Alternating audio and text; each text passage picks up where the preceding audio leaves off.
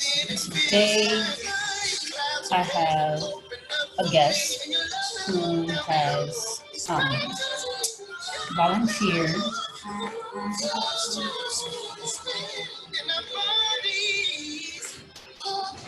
to allow me to interview him to basically dive into the minds of our men, just so we can see what's the disconnect and what's the constant friction that we experience in our relationships. If we understand how each other think, then we can better communicate and better compromise with each other and build solid foundations, families, and then communities.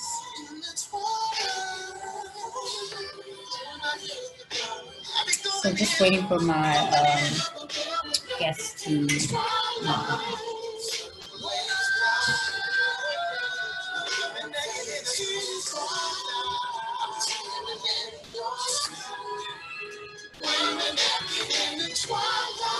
publishing the word this day is really like shiny.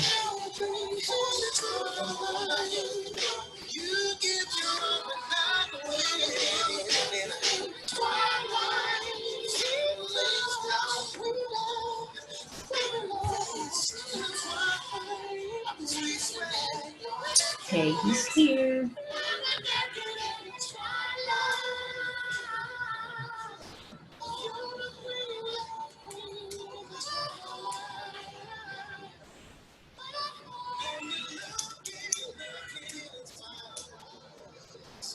Greetings.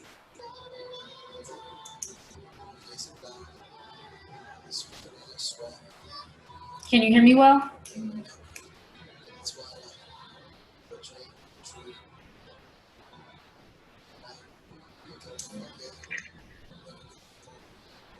Hey.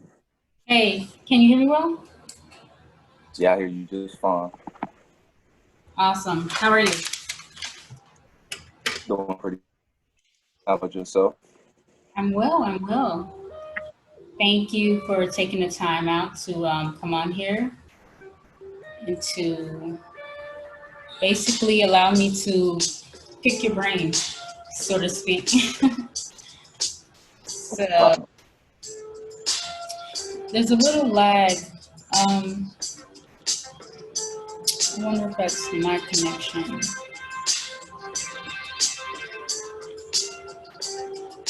Am I freezing on you?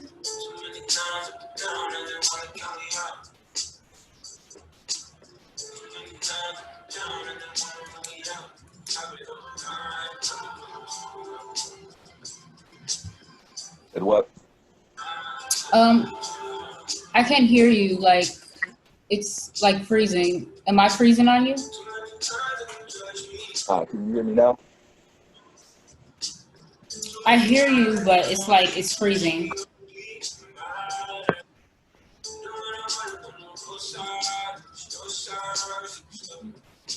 What about now? Oh, way better now. Way better now. Okay. Yes. Awesome. Okay.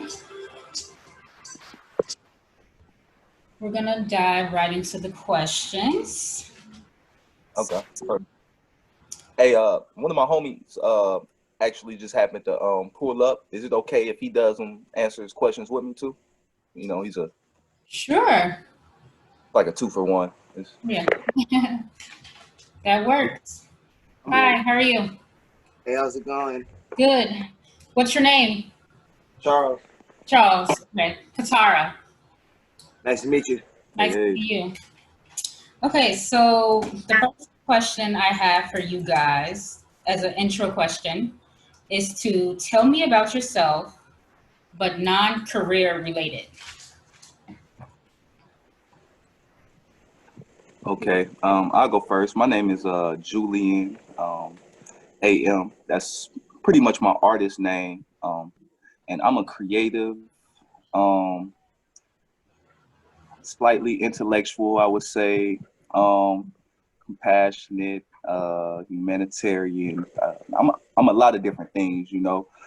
I really wouldn't even try to confine myself by saying I'm one word, you know what I'm saying? But I have an interest in like holistic health, naturally, fitness, things along the nature of like personal development, anything that pretty much just build me up, build my community, build my family. That's the type of things I'm into. Awesome. My name is Charles Nunn. More or less, I'm very passionate. I have a strong faith in God. You know, that's it varies on each person's perspective, but I'm a strong believer. I have a lot of faith.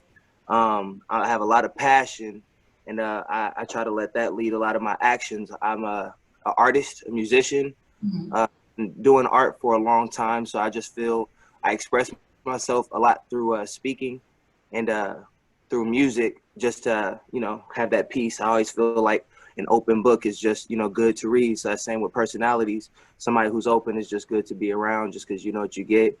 In a nutshell, that's me. Awesome. I definitely agree. Julian, I definitely agree with, I don't like putting a title on myself. So I like saying I'm a creator because that pretty much sums it all up. You You can can, be anything Hmm. at any moment. I just adapt to the situation, you know, whatever it calls for. Definitely strong faith, you know, in myself and a higher power, God, the Most High, you know. yeah, I definitely agree. Awesome. Okay, moving to the next question. Let's see. I kind of wrote down a bunch of questions, but I didn't really put it in like a category. So I'm going to kind of like pick and choose which one I want to ask next. Um, what do you value about yourself? I would say I value my resilience. I value my compassion. I value my intellect, my resourcefulness. I value just my willingness to keep going, my commitment to myself, and just trying to better myself, just personal progression altogether, self realization. You're good. Um, I would say I value my optimism. Hmm. Um, I value my charisma. Um, I like to show a lot of energy. I like to just be a high energy, just because that's effort that you put in. You know what I'm saying? When you put in effort to be energetic, that's something. So I really really value my charisma and my willingness to help. I love helping people. I love listening to people, um, and just being assertive and a strong person about action. Very nice. Very nice. Yeah, it's very important that we take the time and like see what we value about ourselves because a lot of times we may look for our value elsewhere in other people. So if we already have value in ourselves, we won't have to find value in someone else. So, Mhm. of our worth, anyway. Almost definitely.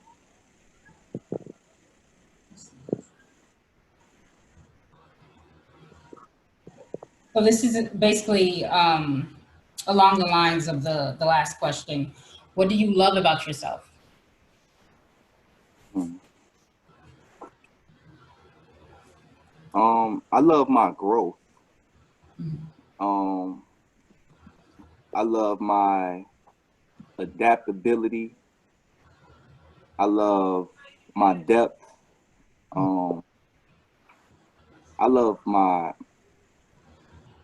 peace. Yeah. Um, I love my heart, which is a general statement, but it's just all my characteristics. I just like my personality. I like being around myself. You know what I'm saying? I'm an extrovert. You know, I love being around people, but I love equally being around myself. You know, that's mainly, that's the biggest thing. I love my personality. I love being around myself. And I love like I said, I love my willingness to help. I just love being available. I love that, you know, I'm able to, not everybody's has minds that want to do that, you know, and that I have that is special. And I love my moral compass. I love that I can always go back to my morals if I'm ever in a tough situation. Even if I make a mistake, I know where I can forgive myself because I know my true moral compass. Very nice. So Julian, I definitely agree with you about adaptability, because that's something I love about myself as well, because I've been in like many different environments, many different situations, and to be able to adapt to your surroundings or your circumstances is so important, especially for your mental health and for your well-being, because a lot of times people can be out of their comfort zone and they don't know how to handle the pressure. So it brings more stress and then depression. So adaptability is very important.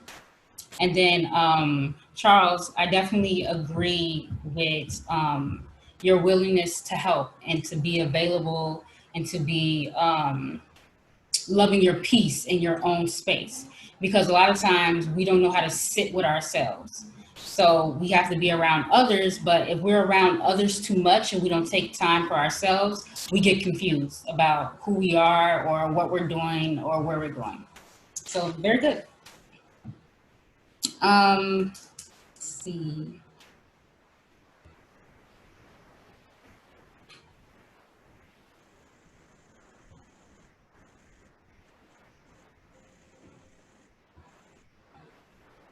If there's one characteristics of yourself that you would want to pass down to your child, what would it be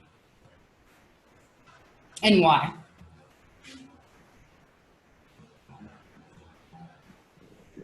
I would say my thirst for knowledge, or just to know myself, just that relationship with God. That's probably it. Yeah. Mine would be just my drive for standing for what I believe in. I think that's really big in my life. If I believe in something and I'm passionate about it, and I just go head on for it. So I feel like that I would love for my son to have, so he's just confident in what he believes in. And he knows, you know, you can always push for it, and that's something that I always strive to have in myself. So I'd love to see that. Nice, nice. So the reason why I asked that question is a lot of times we don't really pay attention to the person that we are is passed down to our children, and we wonder why our kids may have certain personality traits or whatever. Even though we pay attention to it, but we don't really acknowledge it, that who we are, our kids, you know, pick it up. So it's very important that we pay attention to who we are so that we can pass down good character traits to our children. Um,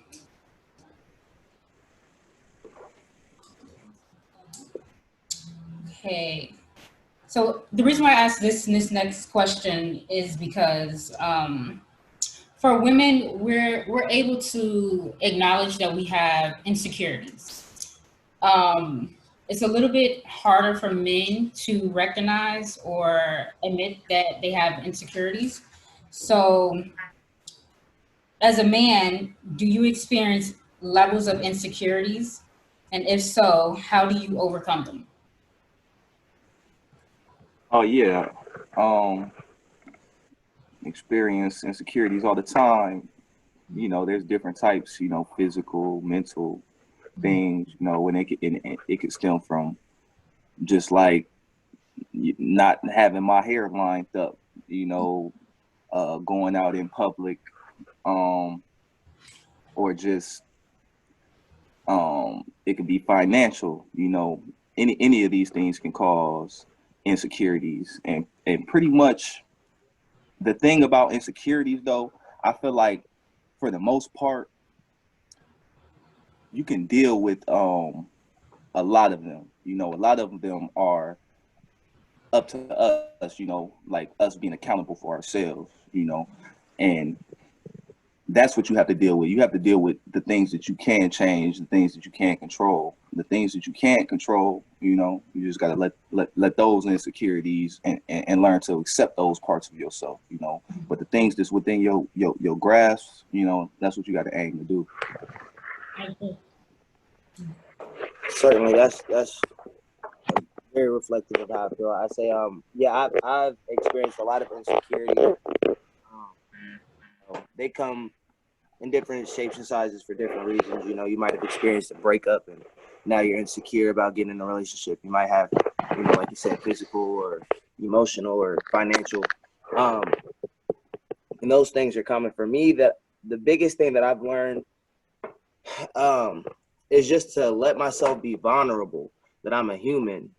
I've learned that through insecurities, it's nothing irregular, that it's a human thing when you have human skin and your emotional being. You know, I've learned to just be open and honest. If I'm feeling insecure, you know, opening up to somebody, you know, who might have the truth. Like a lot of insecurities are built on belief structures that you might believe about yourself, that might just need to be, you know, approached. But a lot of people who don't put themselves out there to express that they're hurting or that they're insecure, they block off a lot of the opportunity for that healing. So that's my biggest thing, is just being vulnerable and open about different things that I'm feeling, so that I can get the right wisdom to how to overcome whichever insecurity it might be. Definitely, and that's key. So basically, that really takes me to the next question, um, which was, hold on.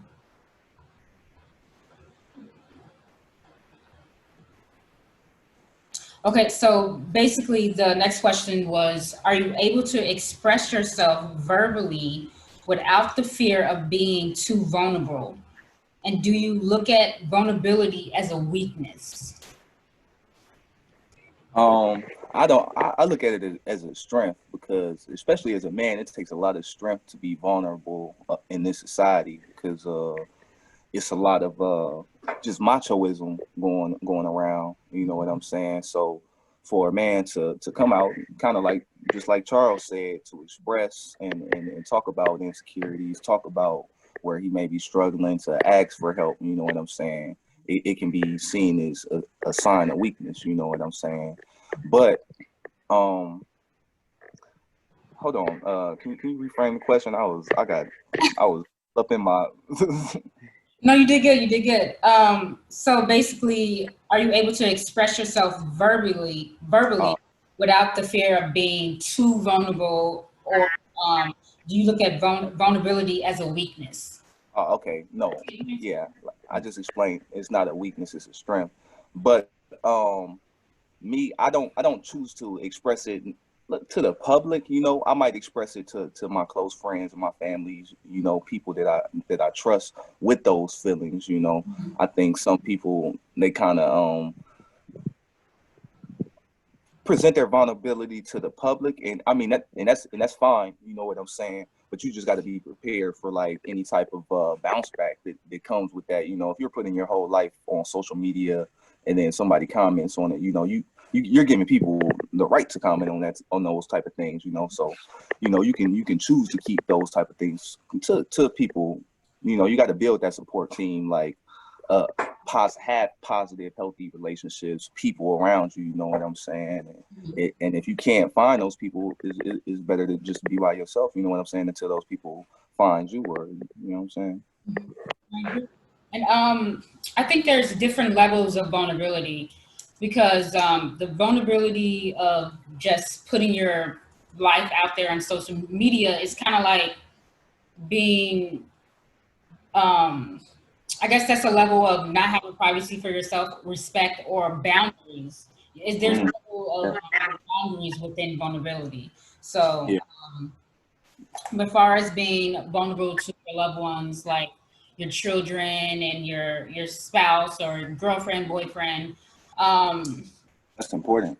right, it's very important because that builds that builds the bond of the relationship. Without the vulnerability, you can't further the intimacy in within relationships. So I realized that a lot of men like struggle with that aspect of vulnerability due to past pains, traumas, and not being shown vulnerability within their family structure. Like their parents didn't show them affection. So when they get into a relationship, they don't know how to show that to their spouse. So it's very important for building bond. Um, yeah. I would say very similar to what he said. I'd say it's most definitely I think it is a huge strength. For me, I had to learn how to be vulnerable the right way. Like you said, I had to learn how to be vulnerable the right way. Um, I I got to a point where I was kind of forced into vulnerability, having to be vulnerable because, I hit a certain point to where, all I had was to be vulnerable. I couldn't put on the front of being prideful and, oh, I got it all together, when you're breaking down in front of people, and I think it's certainly, like I said earlier, I think it's a strength, not just from the act of being vulnerable or putting yourself out there, but more so from the aftermath of you doing that. When you do receive those tools, and if you do receive that insight, or if you do put yourself in the position, the tools that you'll gain from that is really what creates that strength. And I think it's something that has to be practiced. It's being vulnerable, especially as a man. It's not something that's natural. It's not just like you just want to just walk around and I'm not feeling the best. Things ain't going. I ain't making enough. You know what I'm saying? It's not just like it's not something that's natural. Just but it's something that can be practiced to where if you are in a situation where you actually do need some help, it's something that is needed, and it's something that I think our society could teach more how to go about. That helps also with mental health because a lot of insecurities can cause people to fall into depression, can cause people into having split personalities to where they only can be their self this way and not, and it just comes from not being able to express yourself correctly. And I think it's most definitely a strength and something that is something that is learned. Yes, definitely. And that's very important. You mentioned a key factor about how it causes split personalities. We see, this is another topic for another day. Like if we go into this, we'll probably be all night. But we see so many different personality disorders like narcissism and sociopaths and stuff like that. And a lot of times people don't know that like majority of the society have some type of personality disorder, and we may be wondering why a certain person acts this way or that way, but it's because they have like literally come to like how do you explain it? Once the issue is not taken care of, it becomes chronic over time. So it takes intensive care to get over it. So when people show us these patterns and we're not sure why they're acting this way and why they close up on us, it's because they're suffering from a personality disorder. But so it kind of takes me to the next question, which you guys basically kind of touched on. I wanted to know, as men, do you struggle with asking for help? In the past, for sure I did, but I think I'm learning. I'm starting to get better at it, But it's definitely hard. It gets hard. I would say it's funny. You see, being vulnerable is one thing. Asking for help is totally different. And it's funny because it's really like it's like a thin line. It's a thin line asking for help, because that's just something. When it comes to a man, it's our natural.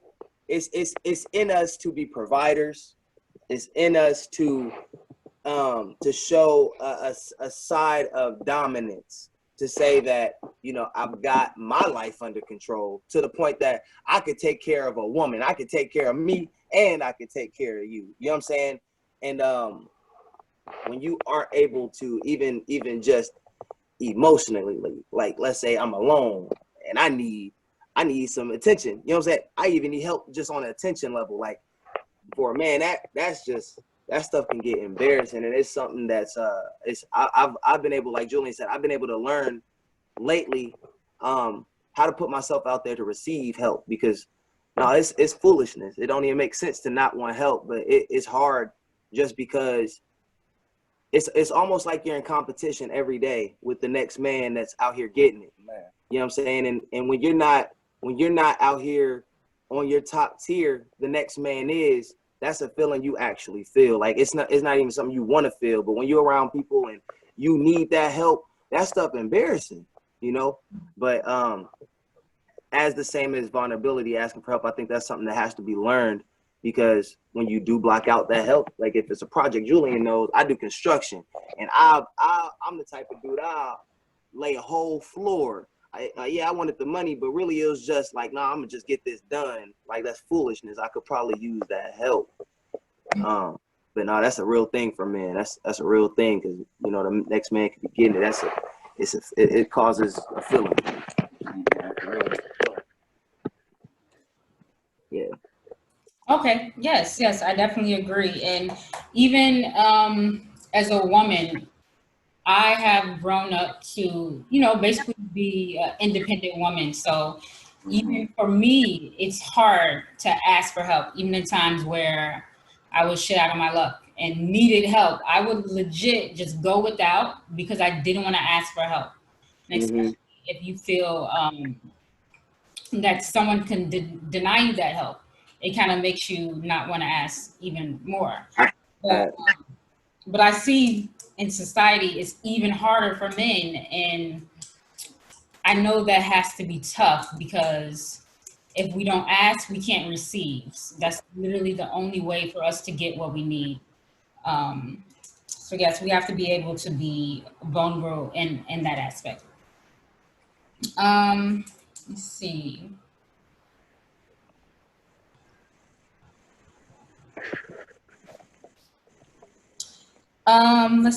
Okay. What's one thing you want women to understand about men that we may not pay attention to? Man, to be honest, I don't think most women pay attention to anything about a man. What makes you say that? I feel like they pay more attention to themselves most of the time. So I feel like just paying any attention just to is a first step now. But I feel like they should pay attention to just his motivation, just his drives, his reason why of just what keeps him going.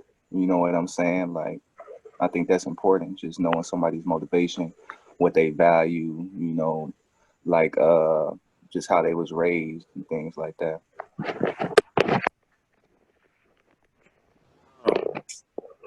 If there is one thing that I really think women should understand about men, I really feel like, especially now, so more than ever, because it's kind of like went through, like, I don't know, the 90s and 2000s kind of switched this up. But I think that it's important for women to really try to, and I don't know if this is directed towards minority men or not, but I think it's important for women to understand the importance of a man's vision. Because I feel like some of the biggest arguments I know in even my relationship is we're here on earth and we're working jobs and we're making the means to survive. All right, we got that. But that's not all that life entails. Even as a woman has a vision of having a family and having all these different things. And if we were to, as men take that and minimize it as that's not that important, and you could focus on some, you know what I'm saying? For a man, our vision is the one thing that gives us life outside of working a job and taking care of little things. So I feel like if there's one big, huge thing, is just the importance of a man's vision, because that'll open the door even for women to support and understand that that's something that is vital. That's the expand past, retirement fund for your kids. That's something that can go further, because, you know what I'm saying, that's that person's passion. That's the reason why they're actually here on earth. And I think a lot of time women sometimes get emotional if a man's like, yo, I got to go take care of this. And they aren't sensitive to that fact. So then they allow that to be the time to voice their emotions, to where it takes away a man's passion, to where they don't even want to pursue the things. And that's something I would really say is important. Yes, definitely. I'm definitely guilty of that in the past. So, not, I guess, accepting the drive of a man to want to work and provide, whereas I'm in my fields and want him around mainly. But it's definitely important to pay attention to his vision and acknowledge his vision. But it's also important that both mates have the same vision, because if you don't have the same vision, That's extremely important. Man, that's extremely. and that's where you collide, and which happened in my past relationships. We didn't have the same vision. So I guess we can speak on that as well if you guys want to chime in on that. I think it comes down to three things when I'm looking for like a potential mate. It comes down to, first, physical attraction. You know, I got to be physically attracted to the person.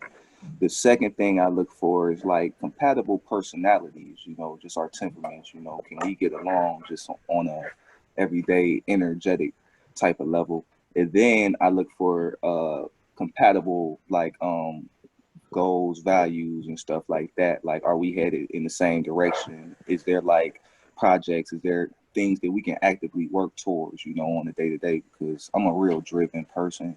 You feel me? Like, from the time I wake up to the time I go to sleep, you know, I'm really trying to accomplish something. You know what I'm saying? So for me to even like relate to a woman on that level without me feeling like she's a distraction, like I feel like we have to like be compatible, or we have to be able to collaborate at some point, you know what I'm saying, during the day, whether we're working on something or something, just working towards something progressively, you know. It doesn't even have to always be business, you know, but just working towards something. Yeah, I feel like having a similar vision is key. Having similar moral standings is key. But something that I'm learning in my marriage, because I felt like I learned this prior to, but it's not ain't what I thought it was. Like, it ain't what I thought I was. I'd be tripping in this marriage sometimes. You feel me? But something that I really learned is just having somebody who genuinely cares about you and genuinely cares about your well-being, to the point where, even because through life, your passions will change. When you're 21, your passions might be to be out here doing sports or something, whatever. But by the time you're 63, you've had kids, your life's changed, your passions changed a bit. You know, the person that can still know the person that you are, and understanding more so than anybody is somebody who can understand you. If you've got somebody who can't understand you, that's rough. You know what I'm saying? Because then you're on a fight to, you know, find equal ground and just even understand each other. So I feel like having a vision that is similar is important, but hand in hand with that is somebody who cares about your well-being and cares about your vision and is willing to understand you. That's key. Yeah, definitely like what he added on. That's definitely important. actually having that genuine care for each other. Mhm. Right. Yeah. Because I mean, when you lack that, when it comes to the hard times of the relationship, you're not gonna get past it because if No. you're literally just gonna be like, Hmm. get you right now, like completely, because you don't have genuine care for that person, even when you're upset. So Yeah, that's the that's one of the things I pay attention to in a man. How does he treat me when he's upset with me? So I definitely learned that from my past relationships. So that's key to me. Yeah, Um, that's something that's literally saved my marriage. Because, like I said, when you have emotions flying and just different things, you don't know what happens. Like for me, we just had a baby, so she's going through body changes. She's going through all kind of stuff, and plus she's not working and COVID and all this different stuff. So I'm seeing sides of her that, we in quarantine, and I'm seeing sides of her that I might not like, and she's seeing sides of me that she might not like. But even when we biting and bumping and heading, I'm dipping with the homies. The only thing I could talk to the homies is about this girl that I care about. So it's like I'm never gonna actually leave because I know I just care about her, and I know if there's something that I did, she's saying that out of a place of I want to see you do better. I want to see you healthier. I want to see you live a longer life. no, I definitely agree. And I actually didn't write this question down, but I do have since you brought up the conditions of just having a baby, like far as a woman's emotional health and her physical health, having a baby is really taxing on the body and your emotional and mental health. So our I'm gonna say melanated men are not really um, educated about these things. So when women go through child I guess what do you call it, the child development within like the pregnancy and after birth, it's like we need our men to be understanding of what's taking place. First of all, our body just went through traumatic experience, and then we have to take care of another human, and then to take care of ourselves, and to take care of our mate at the same time. So we have all these things just fighting for our attention, but in the end, what gets neglected? I'm gonna let him speak on this one first since he has a kid. I don't have one yet. You said what? You said what gets neglected Yeah. in the midst of that? Mm-hmm. Um. Well, the thing. See, well, I realized that when you say what's neglected, what can you elaborate on what you mean? So I want to kind of give a good answer. Yeah. So I mentioned that we have a lot of things fishing for our attention, far as our mate's emotions, his physical needs, his mental needs, emotional needs, then the baby's physical needs, the emotional needs, and health. And then we have our physical needs, emotional needs, and our health and well-being. So what gets neglected I if feel like, we're aware of the conditions that needs to happen after? see, and this is just my personal belief. I believe that now when you're in a relationship, and this is something I had to learn, like being married. While women go through that, it's like it's easy for them. It's easy for women to get lost in that reality. Mhm. And I feel like oftentimes I feel like the initial relationship and the initial feelings and the initial beliefs that we had about each other prior to a child, you know what I'm saying, prior to that developmental stage, Mhm. I feel like those things have to get rekindled regularly. You know, I feel like those things are neglected. I feel like because when women step into that new world, they almost have to neglect the past and everything that they had going on beforehand. Mm-hmm. You know, and I feel like and that also that's hand in hand with like emotions, Mm-hmm. because the emotions aren't the same either. Because like you said, you're taking on 16 times the responsibility. So where you could get away with something when it's just y'all two, when you got a kid, your mom taking care of this, I'm cooking, cleaning, doing all this and this, you can't do that, you can't move the same way. So I feel like a thing that I would educate men on is really educating ourselves on this is just, I mean, I don't know how this translates. I kind of be in the Bible. I mean, but the fruits of the spirit, just how we're acting around our woman, and is that reflective of something that's good for her health? Because people don't know this. I learned this by having a baby, and women really be on a rocky edge, bro. Women could really fall off the edge quick, and it's not even their fault because they are actually have estrogen pumping through them. They really out here having babies out their vagina. They really bleeding every month, and they really gotta look good, and they really like it's a real thing. You know what I'm saying? So it's like I just really have to check myself sometimes to check, okay, am I bringing a peaceful environment? Am I saying things that are positive? Am I saying affirmations over her that make her confident in the things that she is doing? Mm-hmm. I think sometimes those things are neglected. I definitely agree. So what I was thinking is postpartum depression. So women's mental health get neglected during that time. So a lot of women experience postpartum depression. Mhm. So it's very important for our men to be educated on that, for them to see the signs of it, how to prevent it, especially, and how to take the load or take some of the load off of the woman so that Yeah, she won't be down and be neglected.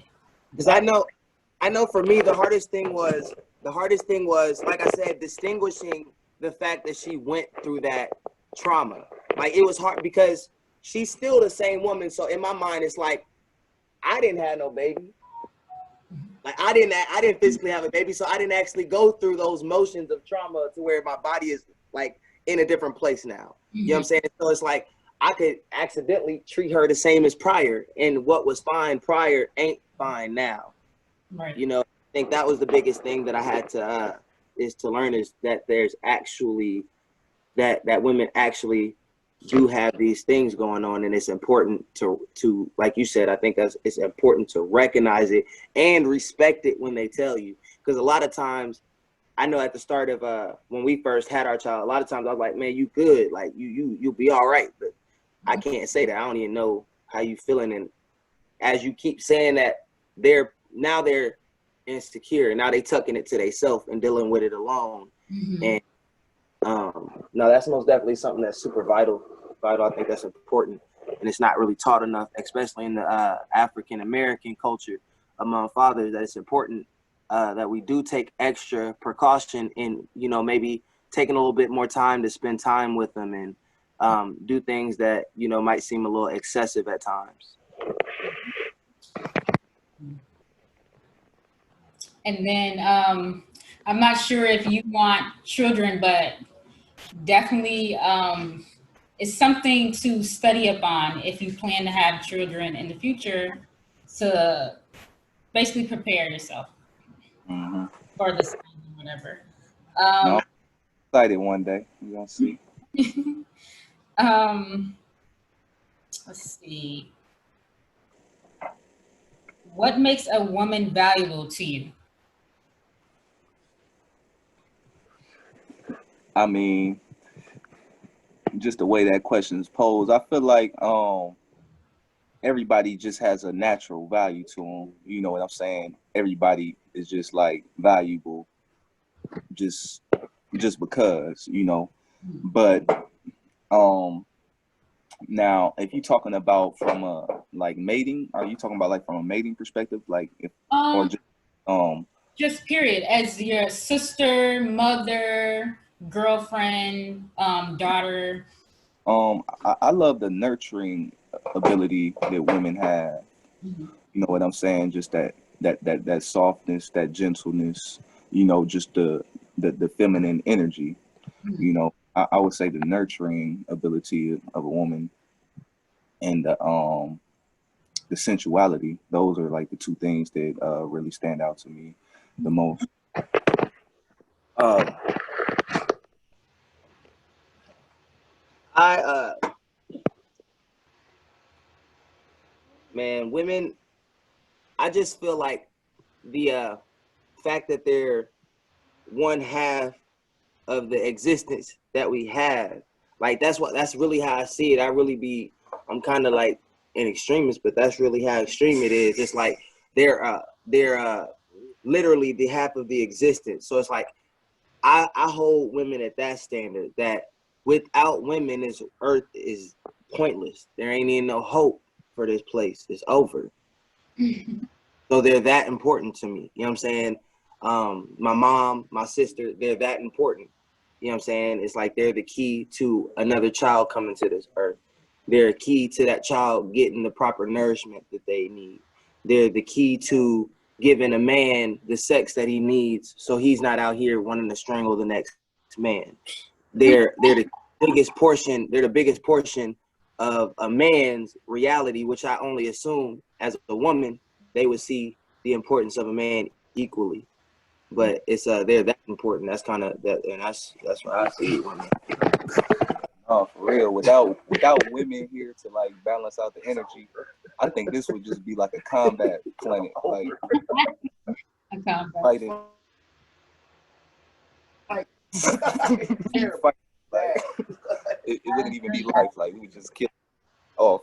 You know, like Basically, the key to balance, right? Man, yeah. women So, Word is man's world. In a man's world, there's nothing more important than a woman. There's nothing. like pretty Beside much. God. You know, it's the same. Like Pretty much everything that a man do is about a woman. You know what I'm saying? Like from the way that he dresses, the way that he talks, the way you know what I'm saying that he acts. It's all about a woman. You know what I'm saying? Whether it's you know a woman that he's trying to attract or a woman that you know what I'm saying hurt him or you know his mom, sister. It's all about a woman. You know what I'm saying? mhm. And it could be vice versa. Yeah, definitely vice versa. Um, but I definitely want to make mention of the importance of balance that is exchangeable. It has to be exchangeable. One can't be above the other because that's mhm. friction and neglect comes into play. Yeah, I always learned it like it's almost like it's a Bible verse, but it's like in a marriage, like a woman's got to submit to a man, and a man's got to submit to a woman. So it's almost like the idea of humbling yourself to raise the opposite up. So it's like a never ending raising each other up. It's like I'm gonna raise my woman because I see my woman at this high level, but she's seeing me at this high level, and it's like a never ending of raising each other at a higher level. It's like just a humility, but it's because of how vital they are. They out your life, it's over. I always like to say that a woman submits to a man and a man surrenders to a woman. Love that. Love that. No, most definitely. It's definitely a mutual thing. You know what I'm saying? It's a partnership, a collaboration. You feel Mhm. me? I think uh, both are vital. Yep, definitely agree. Um,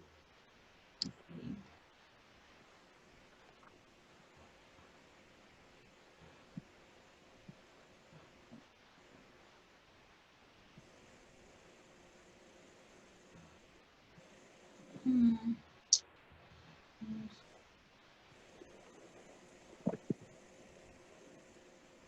Okay, so I basically asked you guys all the questions I wanted to ask, but I basically asked other women if they had other questions to ask you guys. Mhm. So these questions are not mine.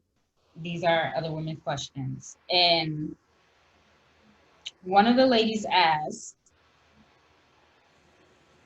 what is one deciding factor when basically when you meet a woman? what's a deciding factor as to what your intentions would be with her? I mean, there's many deciding factors, especially for me because I have high standards, not just for women, but for myself. You know what I'm saying? So, um, I could say it's something as simple as pretty much how she carries herself, her energy, how she chooses to engage with the world. Like, just is she a positive spirit, negative spirit? You know what I'm saying? Um, does she add to my peace, or does she disrupt my peace? You know what I'm saying? Um, how does she treat people? You know what? And how does she treat people around her? Um, is she compassionate? Is she nurturing? Is she can she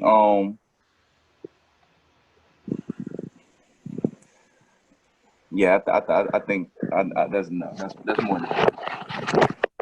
Um, for sure. Just so I can make sure you can say that one more time, just so I can make sure I'm Okay. say it one more time. Yeah, I got lost in my thought. Say it one more time. Upon meeting a woman, what are the deciding factors as to what your intentions will be with her? Well, see, I don't know. Julian know me. And I don't know. I feel like I'm like a lot of guys, my age, but I'm kind of direct, and I don't even like to waste time with people, like male or female. So instantly, I try to engage within conversation. So off of a first conversation, I normally am direct enough about what I'm even looking for. So through a conversation, I'll know if you're somebody I'm about to be hanging out with, if I'm gonna meet up later and smoke a blunt with, if you're a wine sipper and I can stay, if I can meet you at a bar again. And I allow the conversation and just the natural connection and what we discuss determine my intentions. You know what I'm saying? If I talk to somebody and it's just kind of like, man, I'm really rocking with you and I think we should go back to the crib or something, that just built my intentions. If you talking about, hey, yo, I kind of needed, I'm interested in studying about, then that built my intentions. I kind of let it be genuine through communication. Just, you know what I'm saying? Even if you're at a bar, I'm dancing with you, we have a good time. You know what I'm saying? That's not always, let me take you home and have sex with you. You feel me? That's just me by, hey, I might just be somebody who likes to dance. So I might see you next week. You know what I'm saying? I just kind of let it based off of the communication. So I think communication and how you communicate is the determining factor of what a man's intentions will be with you. Very good. So basically, Yeah, I kind of want to take another shot at it.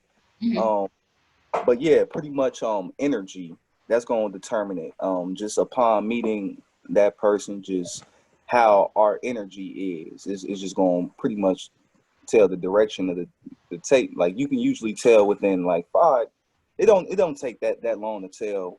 Pretty much yeah, that's all it takes. 5 minutes, in 5 minutes of conversation, you can usually tell how deep of a relationship you can have with that person. You know what I'm saying? And then from there, it's like, okay, is that person emotionally available? Am I emotionally available? You know what I'm saying? Then, like he said, then it come down to communication. Like, so what's up? Are we both on this? Are we both on the same wavelength?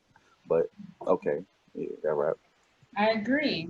I like how you said that you look to see is her values that match your values. Because Compatible. I would say compatible. They don't have to match, but they have to be like similar. okay, yeah, I agree. Because I know a lot of times men they'll meet women and be going for whatever the woman is going for, and why is that dangerous to a man? What do you mean? Okay, you said going for. Okay, because of course we have already established there's different type of people in the world, and there's people who have certain morals, and people who don't have certain morals. So when upon meeting a woman that's, I guess, ready to risk it all, I'm gonna say that, are you going or are you not going, depending on what your values are? And why is it dangerous to be willing to do whatever a woman is willing to do just because she's willing? Oh, so are you talking about in the sense of compromising my own values to Exactly. Right. the woman? Huh? To get the woman? Are you talking about compromising my values Not to get her? necessarily get her, but like whatever she's going for. Let me see. I mean, like if it's something that is a, I think you would have to be more specific. Like as far as the value, is it like a negative value or is it just like if it is it some trivial or is it like something life altering? Because if it's just something trivial and it's like okay, there's no harm Well, in I guess I might as well just cut to the main point. uh One of the things I want to help men understand is that they don't have to dive into every book that's open. oh okay You know what I'm saying? Um, yeah because it could be dangerous. Because I know a lot of times the more willing a woman is, the more that's like accepted to a man. Like it's kind of like it's so easy for them to just say okay mm. if they get okay from it. So it's uh, like that's what you saying. yeah. It's hard to turn down like See, this is turn down. I can answer that. I can answer that. No, I can't too. Yeah, But yeah, run that. I mean, yeah, that's all judgment though. Like I turn it down all the time, you know. And I think that just comes with just setting boundaries and having respect for yourself. Mhm. And like me, it came with just age and maturity. When you're young and you have hormones, you're gonna be making different decisions, and then you see like the consequences of your mistakes, and then you just like, okay, let me just try to learn something, but like operating as a grown man, I wouldn't even really choose to engage with a woman, like especially on that type of sexual intimate level. You know what I'm saying? Unless I had at least thought about the possibility, like man, she could get pregnant, like she could be the mother. You know what I'm saying? Like, Mhm. and knowing that and thinking like that, it allows me to like pretty much um turn down a lot of women, you know what I'm saying, just from the jump when it comes to that, just because I couldn't see myself procreating, recreating with you. So, Mhm.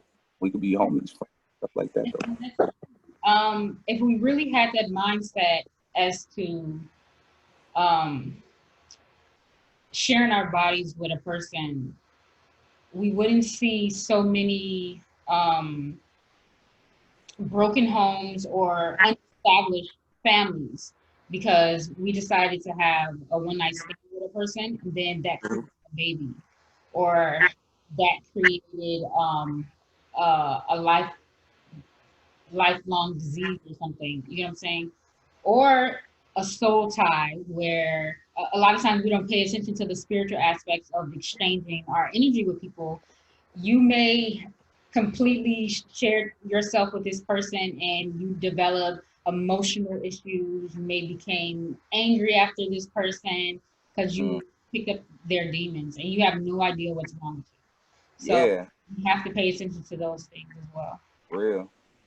Yeah, you start picking up just like energetic traits of the other person, and that's important too, to like taking time to like kind of cleanse and center yourself after relationships, Relationships. like you speaking on these soul ties, like some of them are deeper than others, and Mhm.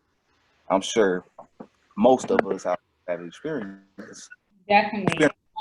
in one form or another, you know, and sex. It's kind of like it's kind of funny because it's like a taboo subject, but we live in an over sexualized society. It's like you're not really supposed to talk about it, but it's everywhere. And I don't know, it's kind of funny. But I think it definitely comes down to just having the proper education of spirituality, who we are as beings, you know what I'm saying? And just having that understanding of energy and what sex is and what it means to really physically be in union with people, you know what I'm saying? Like in school they make it they talk about it from such a three-dimensional Right.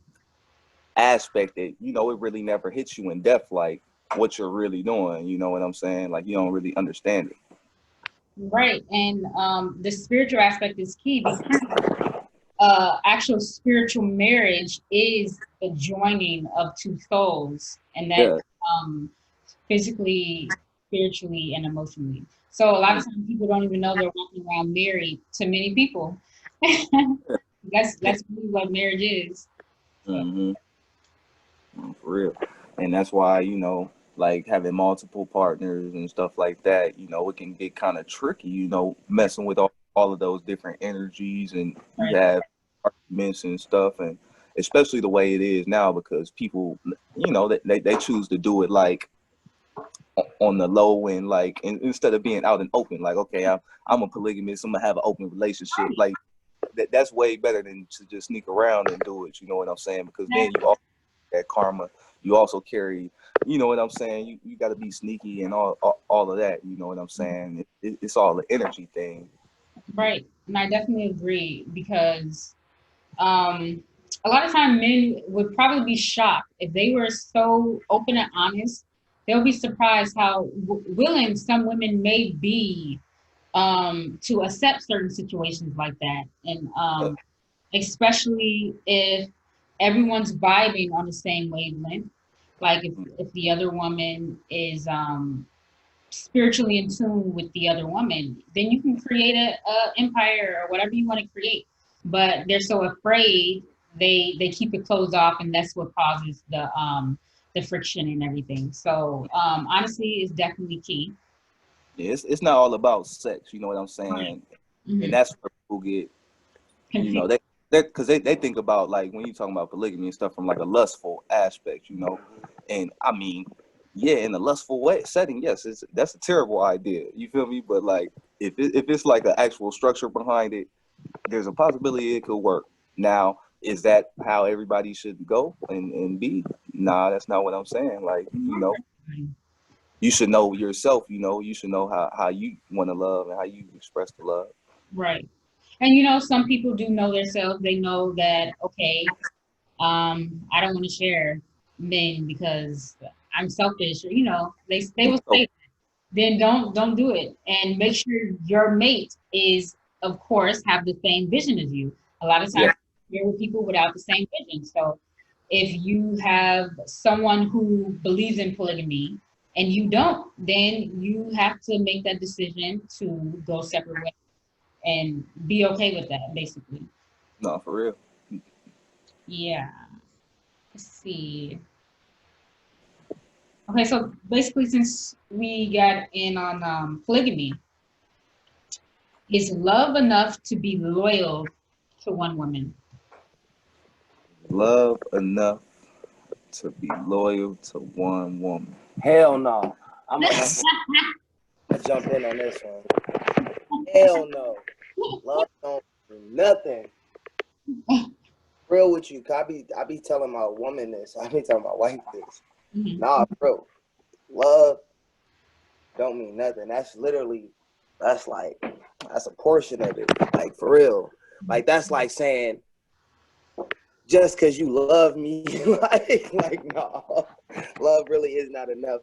I really feel like really loyalty is a decision. So I'll say that first. I agree. Loyalty is something that you got to be willing to do beforehand. So you got to be willing to do that regardless, because there's gonna be moments where that love even gets tampered with. That love is really that's an emotion. Also, really is it's bigger than the emotion, but no, it's like it takes effort. It takes love, but it also takes effort. You know what I'm saying? It takes you getting outside of your comfort zone sometimes. It takes you doing things that you know what I'm saying, it ain't really don't feel like love. You know what I'm saying? It like, nah, it take a whole bunch more than just love. That love, that's just sometimes that's just a word, man. Mm-hmm. And females kind of sometimes use that as a crutch. Not to say to you specifically, but sometimes No. use that love word as a crutch, like, but I love you. Like, I don't care. That don't mean nothing sometimes, you know what I'm saying? Because your actions are showing more than just the fact that you love me. You know what I'm saying? You know, I realized this. I actually came to this understanding literally a couple days ago, which is why I wrote this question down. Is I realized men and women don't hold basically the same value when it comes to what love means in loyalty. Mm-hmm. Because I was having a conversation with somebody and was thinking like, well, I kind of asked him this question, but I said it to myself, love is not enough to be loyal if you don't want to be loyal. You can actually love this person, but it's That, enough to be loyal to them. yeah, So loyalty is a decision. You said that got to be a value. You Yeah, know, that's something separate. That's a here. Because I also feel like this is the other thing that I tell my wife, because to express just that it's a decision.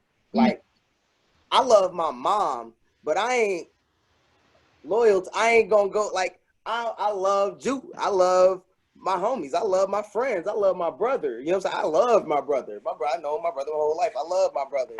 But the loyalty is different. Like, I'm loyal to him as a brother, but it's just different in a relationship. No, it's a decision you have to make, and it's one that you got to make every single day. You know what I'm saying? Am I going to choose to be loyal to my person, regardless of how they act in the day, despite of how they love looks today?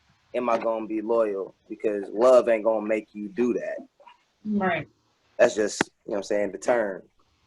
Yeah, and I think a lot of women will have to come to that understanding with men that love is not enough to just keep him tied to you. Is not enough. That's not. Basically, you'll have to um, again be on the same vision with this person. Are we choosing to be loyal to each other, or are we choosing to love each other but allow each other to be free, so to speak, in other relationships? I guess. I don't know. Um, let's see. Okay, when it comes to being committed to one woman, what does that mean to you? I think it just means being transparent, just about just the terms of the relationship. You know what? I'm gonna change that question. So I put when it comes to being committed to one woman, but let's say when it comes to being committed to a woman, what does that mean to you? Okay. Um, that means that pretty much I'm a committed part of her growth. You know what I'm saying? Just as a person, as an individual, you know, whether it be mentally, physically, emotionally, or spiritually, you know, not saying that I can be their crutch, you know what I'm saying? But I can help them to grow, you know, um, or I can grow with them. You know what I'm saying? It's kind of like a mutual thing, you know. I agree. Well, to be committed to a woman, um, like in a relationship, um, to be committed to me means like I'm taking your life on as mine. Like, we're in this as a partnership. So you're supporting me, I'm supporting you. That's me taking on their life on my shoulders to say that I got your back. That's what being committed to me means. So it's like now with that comes reality. You know what I'm saying? I only can do what I can do. But if there's any person in the world, you can come to me at least for advice, at least for a shoulder, at least so you're not alone, to let them know that they're not alone, pretty much is what it is. Yeah, that's pretty much what it comes down to. Just letting that person know that every day when they wake up that you're there, and they don't have to really, battle the world every day by themselves. You know what I'm saying? That they got just a safe space to go. You know. Yeah, nice. I agree. I agree. Um,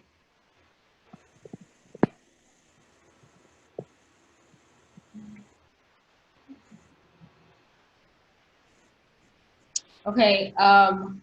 So basically, this would this be the last question? Hmm.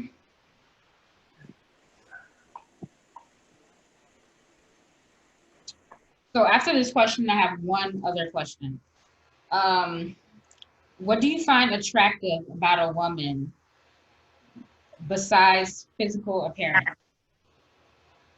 Um, okay, I think I touched on it earlier. Just femininity. I just find that just attractive. Women that are still you know, they still have that soft touch to them, that nurturing ability, and they just had a genuine care for people, um, like seeing things grow, just that positive, genuine spirit.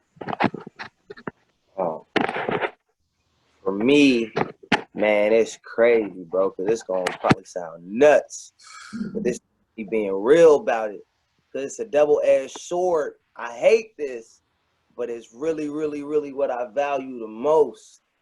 I really, really find it attractive, a woman with morals. I Mm. love a woman with strong morals. You can't shake them. You can't break them. I'm standing on this. I believe this. I love a woman that ain't gonna fold. I love that. It's like that. It sucks sometimes because if you jump into it with a woman like that, you know that you're getting that. Mm-hmm. So sometimes means that woman ain't gonna be letting you do stupid stuff because she like, man, bruh, we better than this. I love that though, because then that's keeping me on 10. It's keeping me growing. But I love a woman with strong morals that just knows what she believes in and she stands on that shit, man. Dope, dope. Um, hmm. Guess what would be the closing question? Let me see. Um,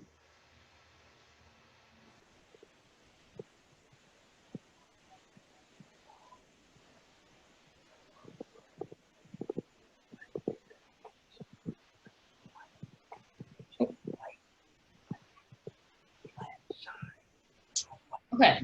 So,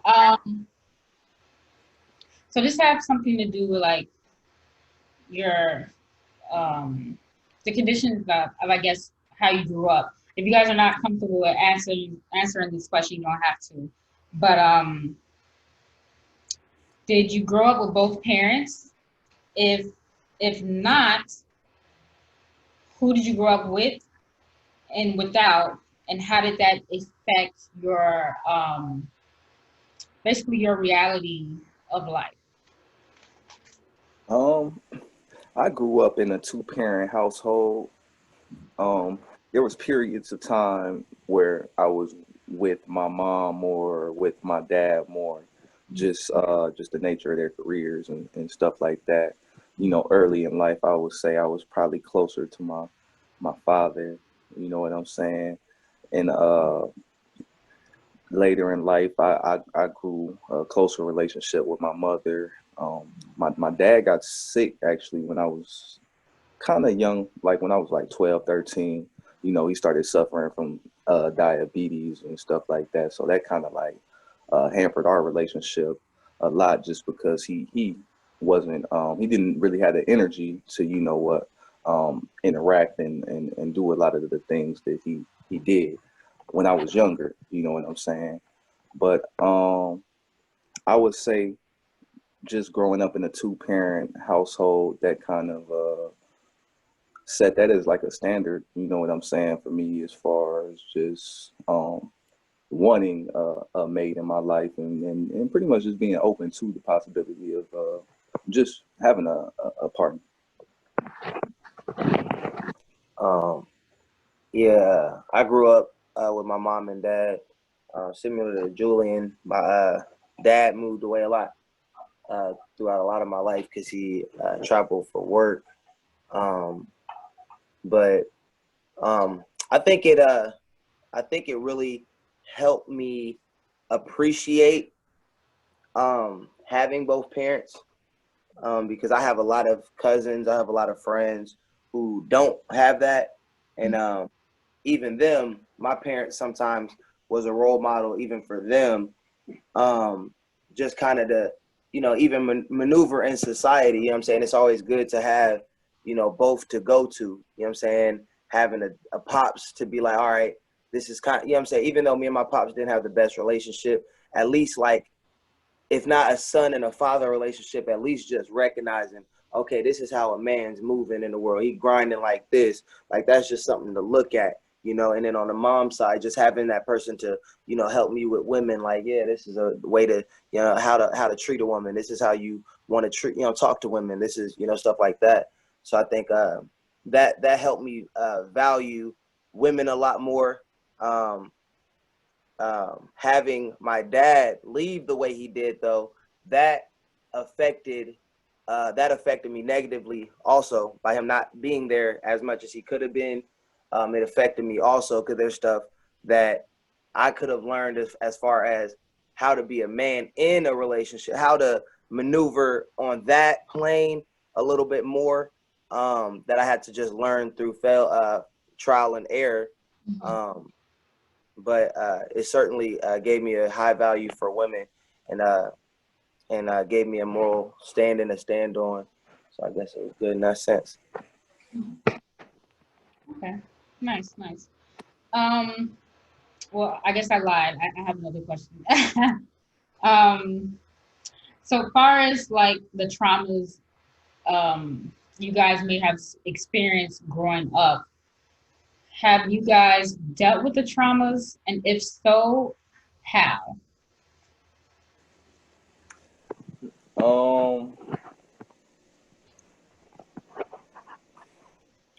Yeah, I would say one of them, I'm actively been working to try to build just a better understanding with my mother, just a better relationship with her, you know, and um,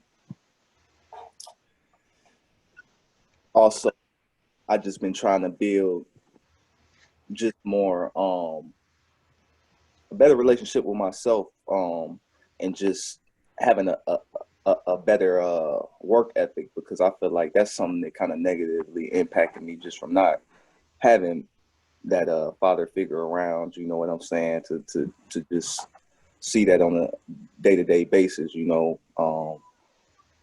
I mean, my father was there, but he was sick, so I didn't get to just see the grind aspect of it, you know what I'm saying? And that's kind of something I had to find, just learning the value, the concept of a dollar bill, and just the value of getting up, going to work, and just being consistent, and all of those different things I had to learn.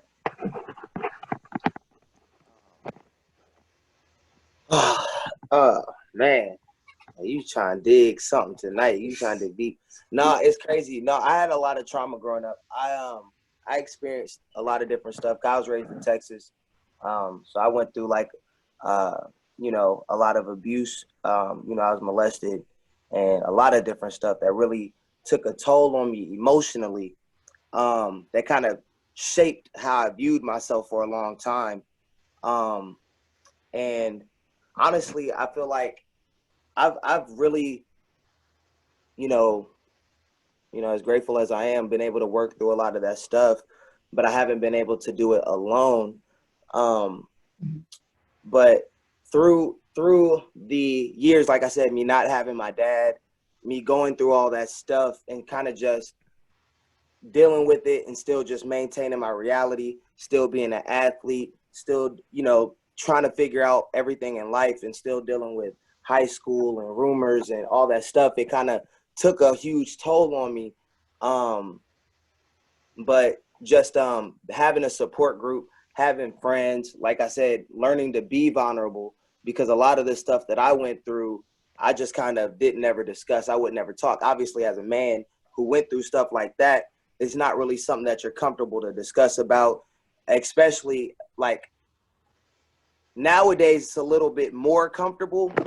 You know, when we was kids, you know, early 90s, 2000s, like some stuff you can't talk about. You can't really talk about, oh man, such and such, this happened to me. Like, that's not something that's going, you just talk about, you know. But I've been lucky, you know, with my wife and a few of my friends throughout my life, I have been able to talk about a lot of that stuff. And, you know, my mom also helped a lot. And yeah, I think a lot of the traumas, it's important to approach them and discuss them, learn to be vulnerable, you know, reach out to people, be open to have people in your life. And, you know, I think that's the biggest thing that I think helped me through those traumas, to get me to where I am now. Wow. Wow. Yeah. Thank you for, sharing, because I know how hard it is to, you know, share a traumatic experience, because it happened to me as well, a couple times throughout my childhood and adult life. But for men, it's even harder to express traumas like that, because, like you said, it changes the way that you look at yourself, and then you don't want other people to look at you differently because you experienced that. But it's so common that not only women have experienced, but men. And a lot of times society is not showing how much men are affected by molestation and rape just as much as women. So it became like um, a woman thing, but it should be a society thing that needs to be healed and to be looked at. Why is it so common that it's happening in our families and it's happening in our relationships? Because a lot of times people don't look at spousal rape, and that's a thing. So so yeah, it's key that we have discussions like this so that we can take a look at what's the root and the cause of the reoccurring traumas. And I absolutely feel like I said, luckily for me, I've been lucky that the right people have been put in my life to where I'm comfortable to discuss stuff like this. But I really agree. I feel like, especially now in 2020, I feel like a lot of this stuff that we're witnessing around the world with people, having so many, you know, people who are struggling with identity, you know, gender confusion, people who are, you know, their sexual orientation, just all these different things. A lot of that stuff, at least for me and the people in my life that I've discussed with, that I know that went through similar things, and you know, men and women. And what I've learned over the years, just talking with so many different people about it, is that a lot of those people who are witnessing that is because of situations like that, but they've never discussed it with people. So behind doors, these are things that they're struggling with, and the way that they're expressing it is these different things that we're seeing more and more common in today's society. And I think people being open to discussing that stuff, and people seeking wisdom, and understanding that it's not normal, and it needs to become normal to discuss things that aren't normal that people are experiencing, and how to maneuver, and how to find a positive light and the truth behind it all, even a right way to go about different things that we experience, and the reality of how wrong some of those experiences was for some people. Yep, I definitely agree. And um, my goal is to use my platform to discuss the uncomfortable things that people don't want to discuss. So that's my goal. So yeah, thank you. No doubt. So yeah, that was the last question, and I definitely thank you guys for taking the time out to have this discussion with me. It was very informative, and and at the same time healing to know that we do have men who are open and willing to discuss certain things they may not even feel comfortable with discussing, but are willing to be vulnerable and willing to take initiative to change certain things that's not comfortable in today's society. So Absolutely. thank you guys. Thank you. I appreciate you for having us on and letting us express ourselves to you. Yes, it's awesome to meet you for the first time. Awesome to meet you. Likewise to you. Okay. See you Yeah. guys. Yep. Peace. Peace.